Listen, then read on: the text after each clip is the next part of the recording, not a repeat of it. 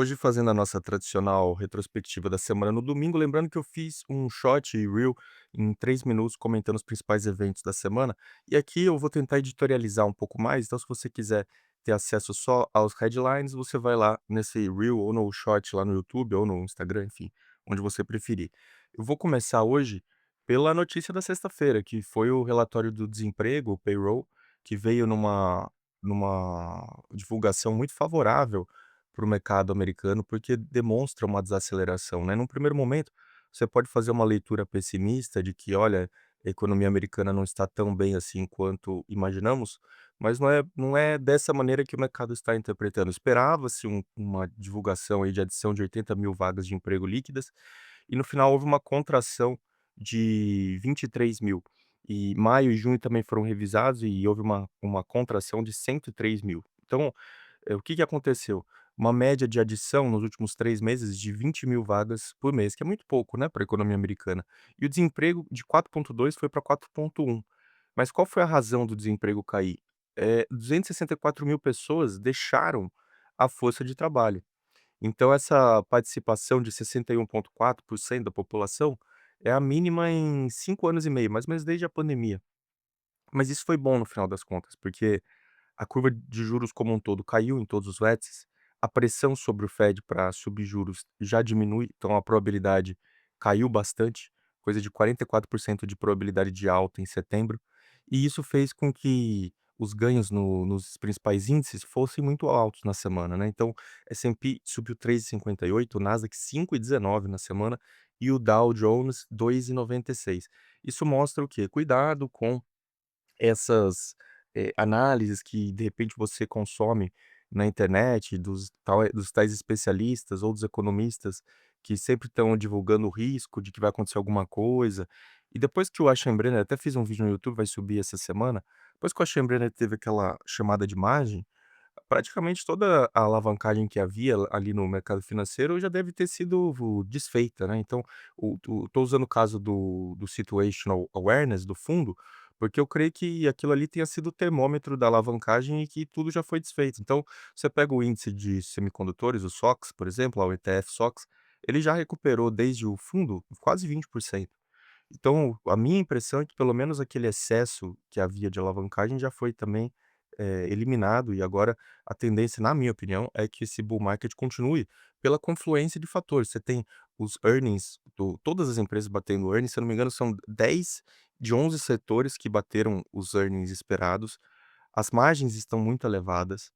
Eu vou gravar um vídeo no YouTube essa semana sobre como o lucro das empresas norte-americanas tem subido proporcionalmente ao PIB.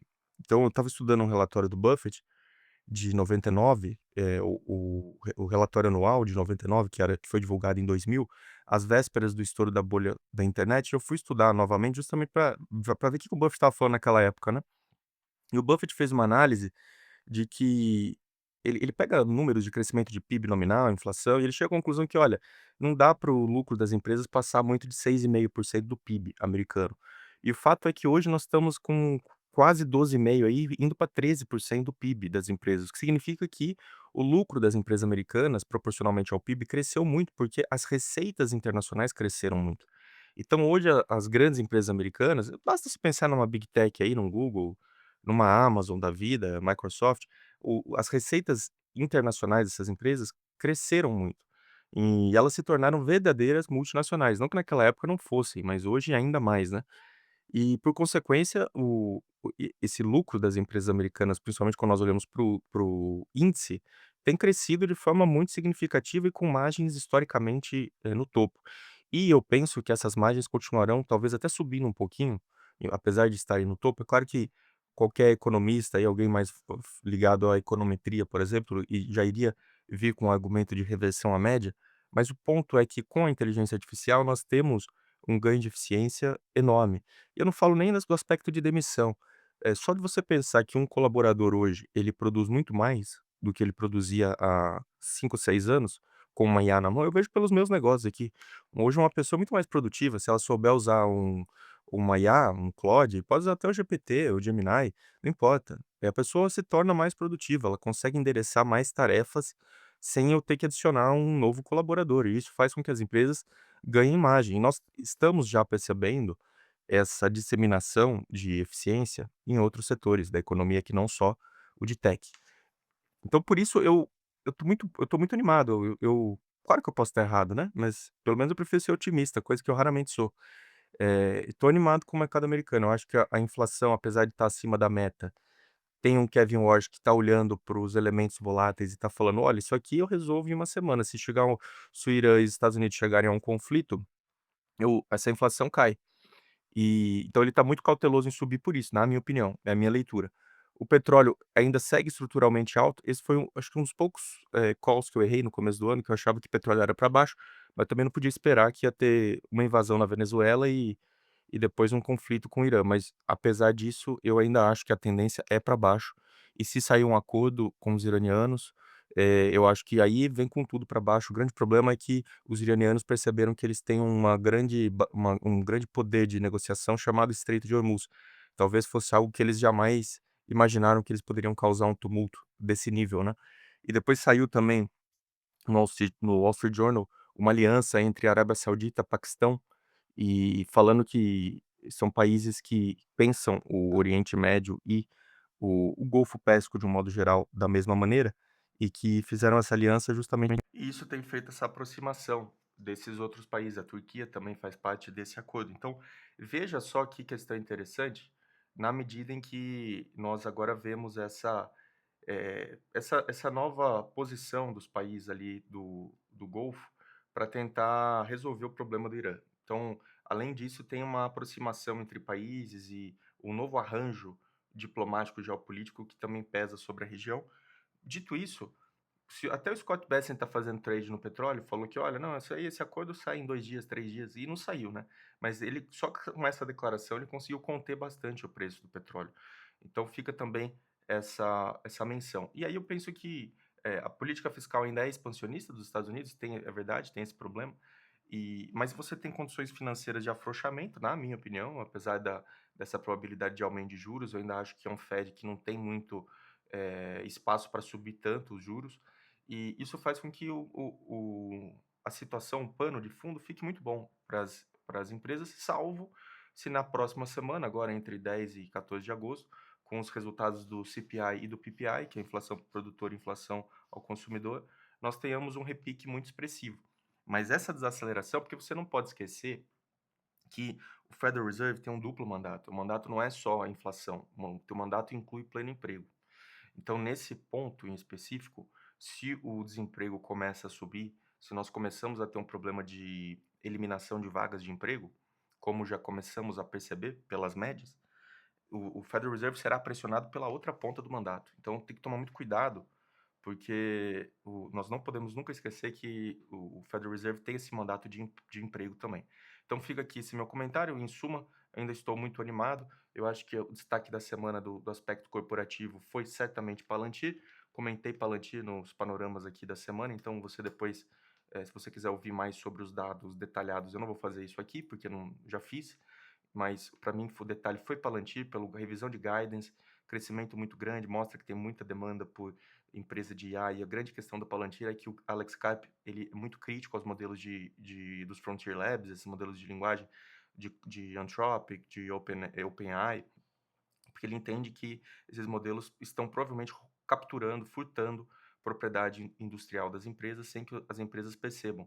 E a Palantir, ela tem uma abordagem diferente, ela agrega as bases de dados, mas ela não, em nenhum momento, ela toma a propriedade intelectual, pelo contrário, ela faz essa otimização e essa leitura, que a IA é muito boa para processar dados e sistematização de dados, sem, no entanto, levar a perda da propriedade intelectual. E nesse ponto, o Alex Karp é muito inteligente, porque quando ele se vende dessa maneira e ainda faz essa crítica a essas empresas, pensa num CEO de uma empresa grande, de um S&P, por exemplo, ele fala: "Meu Deus do céu, então para tudo, vamos para Palantir e não vamos fechar com a Anthropic". Então, além dele criar um temor em relação aos modelos, ele ainda traz a demanda para ele, né. Então ele foi muito inteligente, por isso que ele faz o terceiro guidance aí de aumento de receita para o final do ano. Lembrando, é muito focado em free cash flow, ele tem as métricas dele lá e ele está entregando. não dá para negar que ele não, né, que ele não está entregando e, acima de tudo, uma empresa que tem lideranças muito inteligentes. É isso que, para mim, é o grande diferencial da empresa. São pessoas que estão à frente do seu tempo e que têm uma visão de longuíssimo prazo, quase como uma missão profissional de tocar a empresa. Então, fica aqui o destaque. Lembrando, não é recomendação de investimento, até porque a empresa subiu demais, né? Por isso que eu falei que foi o destaque da semana, porque a empresa subiu absurdamente. Se você pegar aqui do fechamento da semana passada para o fechamento dessa semana, a empresa subiu 40%. Então, quem tinha pegou, quem não tinha, agora, na minha opinião, não vá correr atrás que você vai perder. Mas não é recomendação, é só minha opinião aqui sobre uma empresa espetacular. E o outro resultado que eu acho que merece uma menção honrosa é a SpaceX. A SpaceX é uma verdadeira montanha-russa. Começou, começou a semana passada já com queda, né? As ações iam caindo muito, aí na segunda-feira já subiu bem. E no final, você vê, apesar de toda a montanha-russa, terminou a semana com uma alta de 23%. Então, mais um caso aí de uma empresa que, apesar da queda depois do resultado, ainda terminou a semana em alta, uma semana de quase 23% aqui, mais ou menos, do que eu vi. O SpaceX é outra empresa, assim, que, na minha opinião, ainda está com um valuation muito elevado. Você olha, eu vi um analista na Bloomberg que fala assim, olha, qualquer empresa que você pague 10 vezes acima de receita, você está pagando bolha, você está pagando para perder dinheiro. Mas qual que é o problema? Olha o balanço da SpaceX. Você tem 100 bilhões de dólares na mão do Elon Musk, um dos caras mais inteligentes do mundo. Olha o estrago que ele pode fazer com 100 bi. Né? Aí o mercado olhou para o trimestre e falou assim: olha, você gastou muito nesse trimestre, você gastou CAPEX de 18 bi, então você gastou demais e você não está me mostrando ainda o retorno do investimento. Só que não tem como você negar que esse líder, esse fundador e CEO da empresa, o dono da empresa mesmo, porque ele tem total controle da empresa, ele tem a visão, ele sabe o que ele está fazendo, enfim, está muito focado na construção de capacidade de IA, e claro que vai usar esse braço de navegação espacial para levar essa infraestrutura para a órbita. Com certeza, ele vai conseguir alcançar isso, talvez ele antecipe muito os prazos e deadlines, como é que ele vai conseguir, eu acho que ele é extremamente otimista, como sempre foi na Tesla, mas não dá para negar que é uma empresa que tem essa missão e que tem mais um líder aí inteligente que sabe o que está fazendo, que não é um cara que está pensando no trimestre, se ele vai bater lucro, se ele vai bater expectativa, se o mercado vai remunerar, não está preocupado também se o conselho vai destituí-lo, entendeu? Então, isso tudo é importante, né? Visão de dono, mas não é, e de novo, não estou fazendo isso para não é uma defesa da empresa, tá? Até porque o pouquinho que eu tinha comprado nas quedas eu já zerei com essa alta, mas é só para falar assim, tem que saber distinguir as coisas, né? Você tem o Elon Musk com 100 bi de caixa e com muitos projetos bastante ambiciosos e com grande chance de prosperar, e olha que tem Starlink, eu nem falei de Starlink, e agora ele ainda quer entrar em telefonia, então fica aí a menção honrosa também à SpaceX. E aí, para terminar, que senão eu vou estourar meu tempo aqui de 15 minutos, falar de Brasil, vai. Rapidinho falar de Brasil. Copom cortou quarta vez consecutiva, Selic 14, previsão que vá para 3,75. Banco Central não quis se comprometer. O fato é que os cortes, além de não ter muito espaço pelo que está acontecendo nos Estados Unidos, ainda ter os juros altos lá fora, você tem um problema de endereçamento fiscal e as projeções são péssimas para o Brasil. Então, se não houver um endereçamento sobre o equilíbrio fiscal no Brasil, por mais que o Banco Central cote juros, e não acho que tenha tanto espaço assim para cotes, você tem um problema de custo de oportunidade para equities no Brasil e você vê o poupador sendo muito mais conservador, porque ele é bem remunerado, por que ele vai tomar risco? Né? Então, uma coisa quase que óbvia. Não compensa. É por isso que no Brasil ainda existe essa dúvida, paira essa dúvida, por isso que muitos estão preferindo comprar utilities, que são bond proxies e que vai ter uma remuneração muito alta do retorno do investimento, são alocações muito mais conservadoras. Então fica aqui essa observação. De um modo geral, estou bastante animado com os Estados Unidos. Acho que ainda tem penada para cima nesse bull market ligado a IA. E em relação ao Brasil, o problema é muito mais macro de uma perspectiva fiscal do que de inflação. E as expectativas de inflação parecem ter cedido um pouco, caído um pouco, mas o problema não está no juro curto, o problema está no juro longo. Então fica a retrospectiva do panorama e amanhã voltamos com a projeção da semana. Um abraço.